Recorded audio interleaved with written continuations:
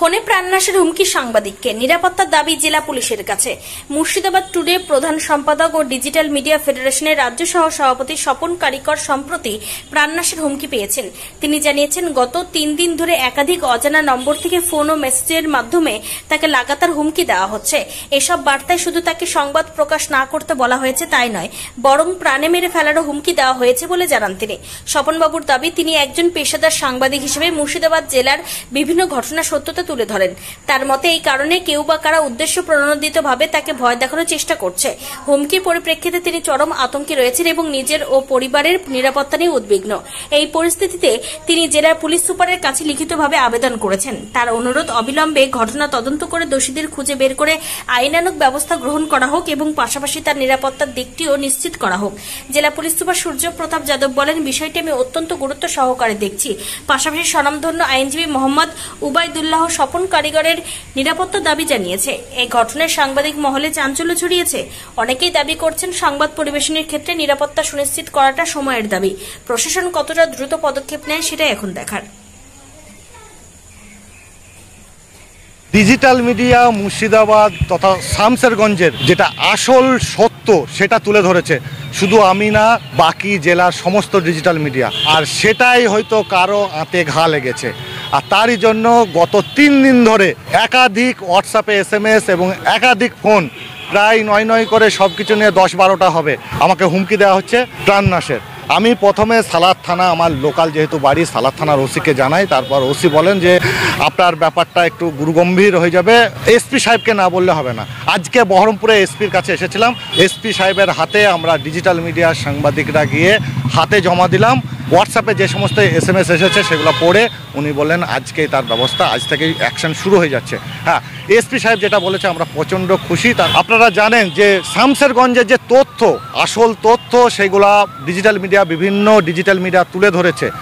Murshidabad today আমিও গেছিলাম এবং আমি সেখানে অরিজিনাল যে জিনিসগুলো, কোনো রকম ওখানে যেহেতু ইন্টারনেট পরিষেবা নেই, না হলে আমি হয়তো লাইভ দেখাতাম। শামসেরগঞ্জে মোট হচ্ছে 300 থেকে 350টা গ্রাম নিয়ে শামসেরগঞ্জ, তার মধ্যে হয়েছে মাত্র 3টে গ্রামে, অর্থাৎ কি 1% গ্রাম, 1% গ্রামে হয়েছে, 3টে গ্রামে হয়েছে। কিন্তু গদি মিডিয়া বা অন্যান্য বিভিন্ন রাজ্যে সেটাও গদি মিডিয়া তারা দেখাচ্ছে শামসেরগঞ্জ একদম জ্বলছে, সেখানে কেউ একটা গোষ্ঠী থাকতে পারছে না, একটা গোষ্ঠী তাদের মারছে, এইরকম দেখাচ্ছে।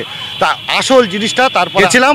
আর মিডিয়ার কাজই এটা, আমরাও সাংবাদিকতা শিখেছি। মিডিয়ার কাজ সঙ্গে সঙ্গে গিয়ে সেখানে সেই যে আগুনটা লেগেছে সেখানে পেট্রোল ঢালার কাজ নয়।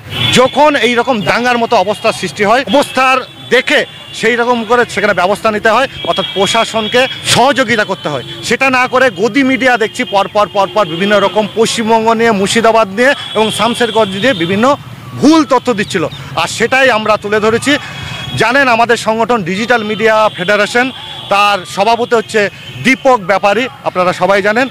আর আমি স্বপন কারিকর, আমি হচ্ছে মুর্শিদাবাদের দায়িত্ব এবং ডিজিটাল মিডিয়া ফেডারেশনের ভাইস প্রেসিডেন্ট আমি। যেহেতু জেলা আমার দায়িত্ব, তাই ডিজিটাল মিডিয়া যে সমস্ত সাংবাদিক তাদেরও পরিচালনা করেছি আমি। তা যারা আমাকে হুমকি দিয়েছে প্রাণনাশের, তাদের মূল উদ্দেশ্য হচ্ছে স্বপন কারিকরের ঠ্যাংটা আগে ভেঙে দিই, তাহলে অন্যান্য ডিজিটাল মিডিয়ারা বসে যাবে, অর্থাৎ তারা আর ফোঁস করবে না। কিন্তু না বন্ধু, তোমরা স্বপন কারিকরকে চেনো না। আজকে 25 বছর সাংবাদিকতা হয়ে গেল, 22 বছর কলকাতায় সাংবাদিকতা করে এসেছি, আর তারপরে এখানে সাংবাদিকতা শুরু করেছি। এত তাড়াতাড়ি দমে যাওয়ার পাত্র স্বপন কারিকর না। SP সাহেবকে বললাম, SP সাহেব ব্যবস্থা নিশ্চয়ই নেবে। আর যারা এই খবর দেখছেন, এর আগে আমাদের ডিজিটাল মিডিয়ার খবরগুলো ভালো করে দেখবেন, সেখানে কি বলেছে।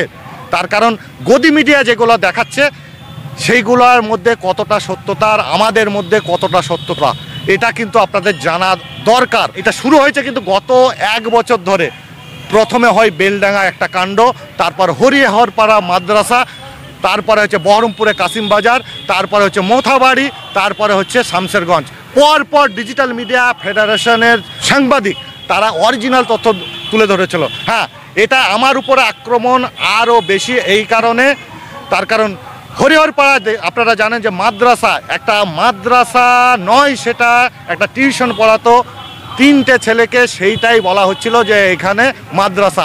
আর সেটাই আমরা তুলে ধরেছি। আমাদের সঙ্গে দীপক ব্যাপারী থেকে আরম্ভ করে ডিজিটাল মিডিয়া ফেডারেশনের কোর কমিটি আছে, তারা এসেছিল এবং মুর্শিদাবাদ থেকে আমি গেছিলাম এবং সেখানে অরিজিনাল জিনিস যখন দেখালাম না, 3 জন ছেলেকে পড়ানো হতো, তারপরে একটা গোষ্ঠী আমাদের উপর যেন রেগে গেছে।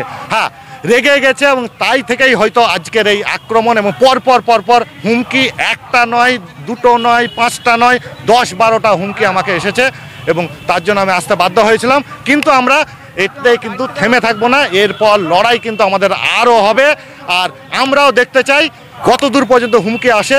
আর সাধারণ মানুষ, হ্যাঁ সাধারণ মানুষ, এখনও আমরা মনে করি যে 5% যদি হিন্দু গোষ্ঠীর হয়, 5% মুসলিম, তারা কিন্তু সবসময় একটু অন্যরকম চায়, একটু উগ্র তারা থাকবে।